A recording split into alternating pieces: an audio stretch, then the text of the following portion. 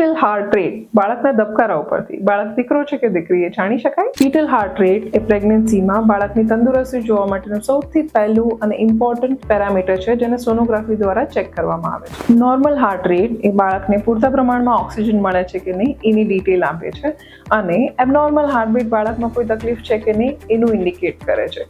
સો અહીંયા હાર્ટબીટ અને એની સાથે બાળક દીકરો છે કે દીકરી એનું કોઈ જ કોરિલેશન હોતું નથી. તો અમુક વખત મધર્સની ક્વેરી હોય છે કે શું હાર્ટ રેટ ઉપરથી બાળકનું જેન્ડર પ્રિડિક્ટ કરી શકાય છે, અને અમુક વખત એવું પણ થાય છે કે સોનોગ્રાફી કરતી વખતે સ્પેસિફિકલી મધર મને હાર્ટ રેટ પૂછે કે મેડમ બાળકની હાર્ટબીટ કેટલી છે. સો બાળકની હાર્ટ રેટ એ વીક્સ ઓફ પ્રેગ્નન્સી ઉપર, બાળક શાંત છે કે એક્ટિવ છે એના ઉપર, ઓર એની નર્વસ સિસ્ટમની મેચ્યોરિટી કેટલી છે, એને ઓક્સિજન બરાબર મળે છે કે નહીં એના ઉપર ડિપેન્ડ કરતું હોય છે અને એના ઉપર હાર્ટબીટ વધઘટ થતી હોય છે.